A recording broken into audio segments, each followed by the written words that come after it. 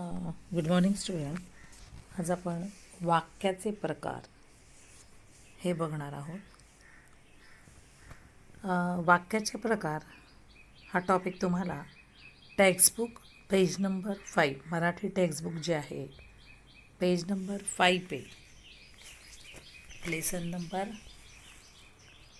2 मैं चित्रकार कसा झालो उस लेसन के नीचे एक ग्रामर का टॉपिक है, वो है वाक्याचे प्रकार. आता वाक्याचे प्रकार आपण समजून घेण्यासाठी प्रथम वाक्य म्हणजे काय ते आपल्याला बघावं लागेल आणि मग नंतर त्याचे प्रकार आपण बघणार आहोत.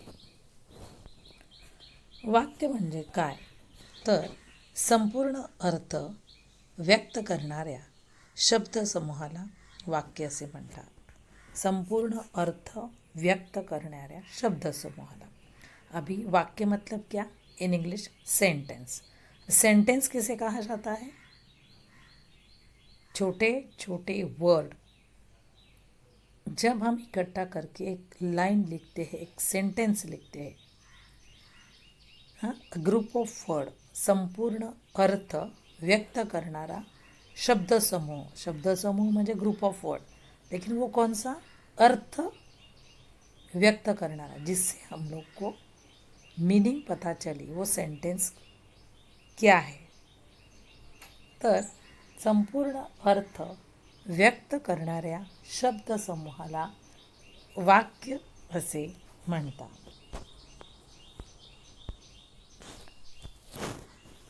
वाक्याचं उदाहरण आपण बघूया.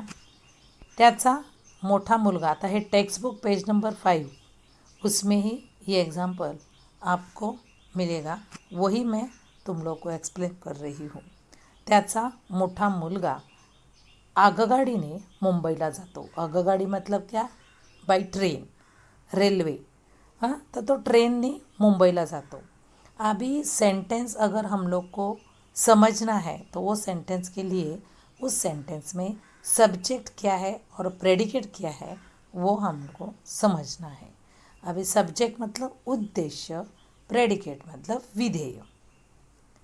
तर उदाहरण टेक्स्टबुकमधलंच दिलेलं आहे की त्याचा मोठा मुलगा दररोज आगगाडीने मुंबईला जातो. आता यामध्ये मुलगा हे काय झालं? उद्देश्य झालं आणि जातो हे विधेय झालं. मतलब सेंटेंस के सब्जेक्ट और प्रेडिकेट ये दो पार्ट है. आणि मग त्याच्यानंतर उद्देश्य विस्तार आणि विधेय विस्तार हे पण त्या वाक्याचे पार्ट आहेत. आता वाक्याचे प्रकार. वाक्याचे प्रकार हे काय आहेत? अर्थानुसार वाक्याचे प्रकार पडतात ते बघूया. अर्थानुसार मतलब मीनिंग के साथ. अभी मीनिंग भी कैसे देखना है? वाक्यात किती विधानं आहेत त्यानुसार वाक्याचे प्रकार पडतात. वाक्य में कितने सेंटेंस है? विधान मतलब क्या? सेंटेंस. उस हिसाब से वाक्य के प्रकार पड़ते हैं. आता वाक्याचे प्रकार बघूया. अर्थानुसार. आता अर्थानुसार वाक्याचे प्रकार मतलब मीनिंग के साथ जो सेंटेंस है उस मीनिंग से वाक्याचे 4 प्रकार पडतात. पहिला आहे विधानार्थी वाक्य, दुसरा आहे आज्ञार्थी वाक्य, तिसरा आहे प्रश्नार्थी वाक्य, चौथा आहे उद्गारार्थी वाक्य. सध्या हे आपण 4 प्रकार page number textbook page number 5 lesson number 2 मी चित्रकार कसा झालो याच्या खाली हे वाक्य आहे. परीक्षेला 4 मार्कासाठी प्रश्न विचारला जातो, कारण 4 वाक्याचे प्रकार सध्या तुम्हाला आहेत आणि त्यानुसार तुम्हाला 4 मार्काला हा प्रश्न विचारला जाणार आहे. आता विधानार्थी मतलब सिंपल सेंटेंस. पण हे सिंपल सेंटेंस बघण्याआधी वाक्यात किती विधान आहेत त्याच्यावरनं 3 उपप्रकारसुद्धा पडतात. कुठलं आहे? केवल वाक्य, संयुक्त वाक्य आणि मिश्र वाक्य. आता केवळ वाक्य, संयुक्त वाक्य आणि मिश्र वाक्य हे तुम्हाला पुढे आहेत. त्याच्या आधी आपण फक्त विधानार्थी, प्रश्नार्थी, उद्गारार्थी आणि आज्ञार्थी वाक्य बघणार आहोत.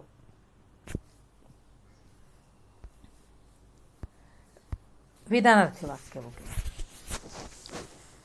आता विधानार्थी वाक्य म्हणजे काय, तर केवळ विधान केलेले असतं. सिम्पल सेंटेन्स म्हणजे या वाक्यामध्ये एक विधान केलेलं असतं. केवळ एक विधान, इट्स अ सिम्पल सेंटेन्स. विधानार्थी वाक्य उदाहरण बघूया. मीना अंगण साफ करते. जिकडे फुल स्टॉप आहे म्हणजे वाक्य संपलेलं आहे.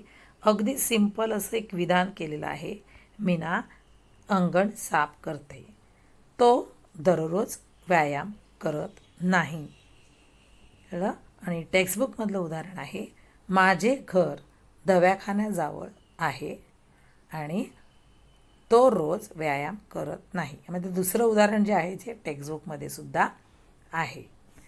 तर विधान अर्थी वाक्यामध्ये केवळ विधान केलेलं असते. पुढे बघूया. प्रश्नार्थी वाक्य. अर्थानुसार दुसरा प्रकार आहे प्रश्नार्थी वाक्य. या प्रकाराच्या वाक्यामध्ये प्रश्न विचारला जातो. सिंपल आहे. प्रश्नार्थी म्हणजे काय, प्रश्न विचारलेला असेल तर त्याला प्रश्नार्थी वाक्य असे म्हणतात. आता ते कसं ओळखायचं, तर क्वेश्चन मार्क के हिसाब से, क्वेश्चन मार्क आहे मतलब प्रश्नार्थी वाक्य. याच्यासाठी अभ्यास करायची गरज नाही. तर ज्या वाक्यामध्ये प्रश्न विचारलेला असतो अशा वाक्यांना प्रश्नार्थी वाक्य म्हणतात. आता हे पण टेक्स्टबुक्समधलं दोन्ही उदाहरणं टेक्स्टबुकमधलीच आहेत. पहिलं उदाहरण आहे, तुला लाडू आवडतो का, प्रश्न विचारला आहे. तुझे लड्डू पसंद है क्या, प्रश्न चिन्ह आहे.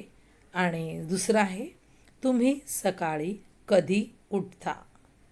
तुम्ही सकाळी कधी उठता, प्रश्न सवाल किया है, आप सुबह कितने बजे उठते हो. तर सरळ प्रश्न विचारलेला आहे म्हणून हे काय झालेलं आहे, प्रश्नार्थी वाक्य झालेलं आहे. तिसरा प्रकार आपण बघणार आहोत, उद्गारार्थी वाक्य. आता उद्गारार्थी वाक्य या प्रकारच्या वाक्यामध्ये भावनेचा उद्गार असतो. आता इकडे उद्गारार्थी वाक्याचे बरेच प्रकार आहेत, पण ते मी आता शिकवणार नाही आहे. फक्त उद्गारार्थी वाक्य म्हणजे उद्गार चिन्ह असलेलं वाक्य आहे आणि या वाक्यामध्ये भावनांचा उद्गार किंवा भावना असलेलं वाक्य शब्द इथे वापरले जातात. आता कसल्या भावना, तर भीती, आनंद, आश्चर्य, शोक, दुःखी होणं, मतलब असे काही आपल्या माणसाच्या ज्या भावना आहेत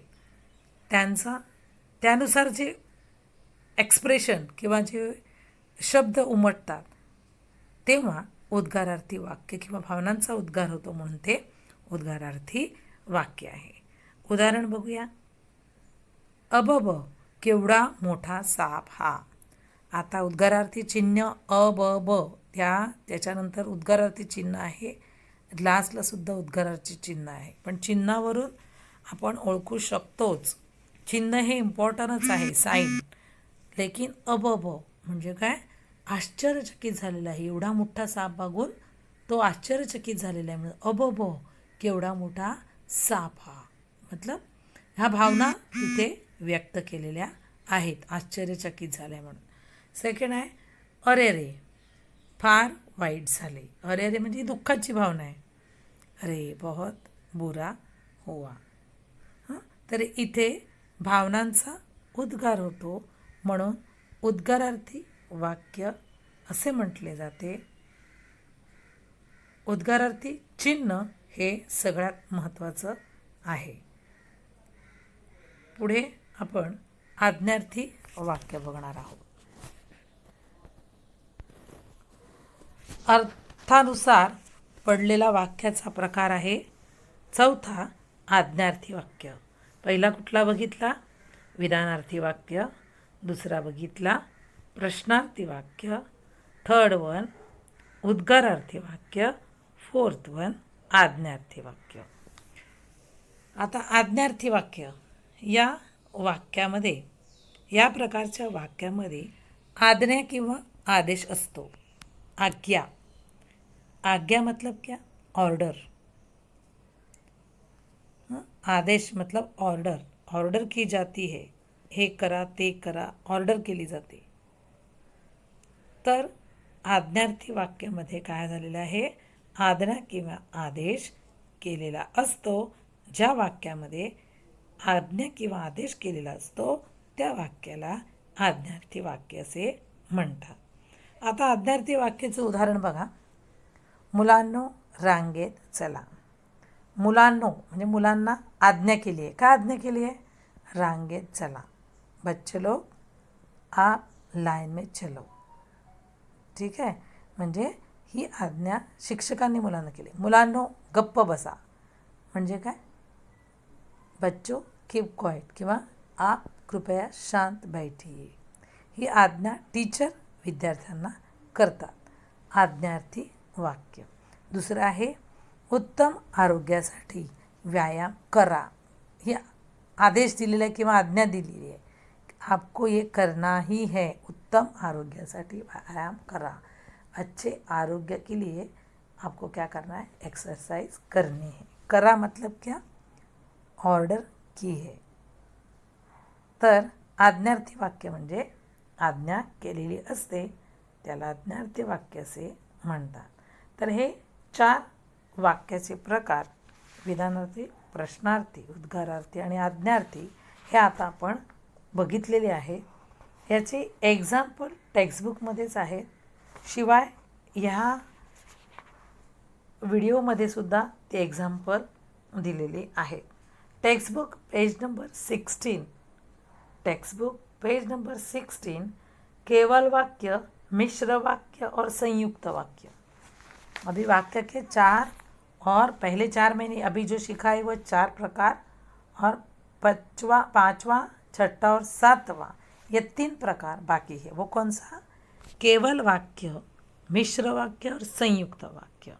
ये हम लोग नेक्स्ट वीडियो में देखेंगे. मतलब वो लेसन नंबर 5 घाटात घाट वरंधा घाट या धड्याखाली हे वाक्याचे प्रकार आहेत.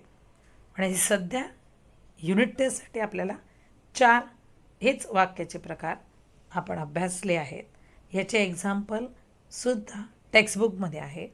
मी पेज नंबर 5 टेक्स्टबुक में जो पेज नंबर 5 है उसका फ़ोटो PDF एक भेजती हूँ. एज इट इज़ आप कॉपी करके नोटबुक में लिखोगी. नोटबुक मराठी नोटबुक में कंटिन्यूशन में ही लिखना है. Thank you. वीडियो में हम लोगों ने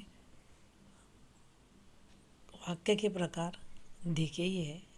ये भी वीडियो ही है, लेकिन ये टेक्स्टबुक पेज नंबर 5 उसमें वाक्याचे जे विविध प्रकार दिलेले आहेत त्याची माहिती अपन करून घेणार आहोत. अभी ये टेक्स्ट बुक पेज नंबर 5 है.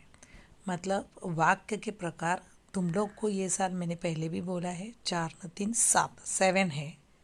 इसमें से पहले 4 का ये वीडियो है और नेक्स्ट वीडियो है 3 वाक्य के प्रकार, मतलब टोटल 7.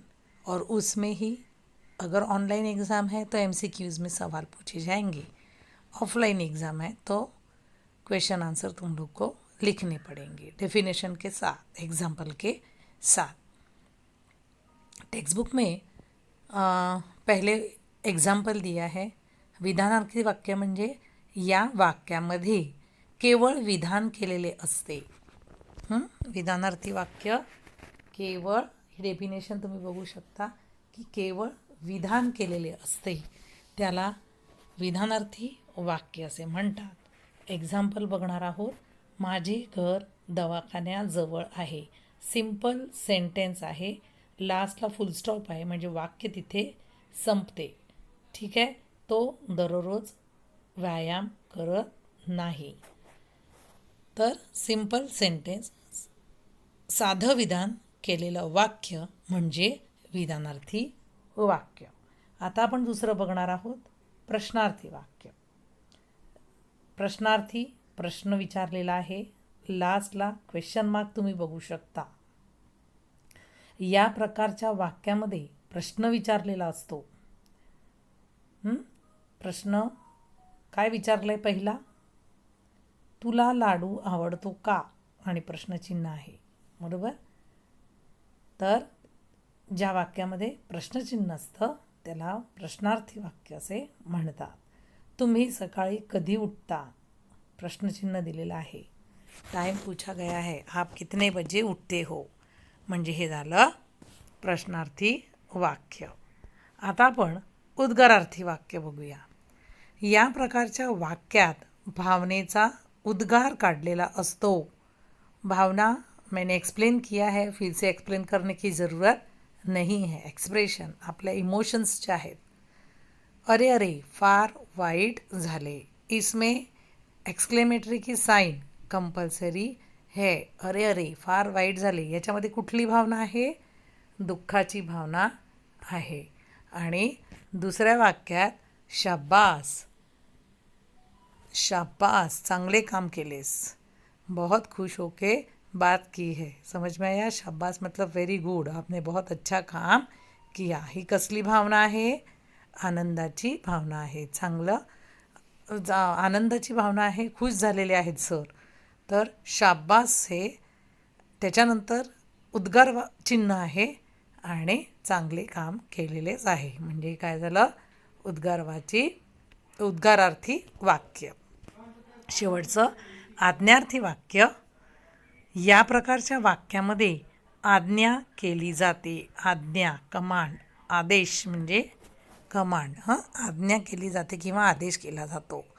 मग आज्ञार्थी वाक्य कोणते, मुलांनो रांगेत चला. अभी मुलांनो बच्चों को बोला है, बच्चों क्यू में चलो या लाइन में चलो. आणि सेकंड आहे उत्तम आरोग्यासाठी व्यायाम करा. करा मतलब यहाँ करा ये क्या दिया है, करा म्हणजे काय, ही आज्ञा केलेली आहे. उत्तम करा, करा म्हणजे काय, ऑर्डर. आज्ञा, आदेश केलेला आहे की उत्तम आरोग्यासाठी तुम्ही व्यायाम करा किंवा करायलाच हवा. तर आज्ञार्थी वाक्य म्हणजे काय, आज्ञा किंवा आदेश ज्या वाक्यात दिलेला असतो त्याला आज्ञार्थी वाक्य म्हणतात. तर हे 4 वाक्याचे प्रकार इकडे टेक्स्टबुकमध्ये जे दिले ते मी एक्सप्लेन केले आहेत. आधीच्या व्हिडिओमध्ये सुद्धा मी एग्जाम्पल देऊन ते एक्सप्लेन केलेले आहेत. अभी जो PDF मैं आपको भेजूंगी, वाक्य के प्रकार दोनों होने के बाद तभी आपको ये सब कॉपीराइट करना है. ग्रामर नोटबुक मैंने बोला नहीं है बनाने के लिए, हम लोग नोटबुक में ही कंटिन्यू लिखेंगे. ठीक है. Thank you.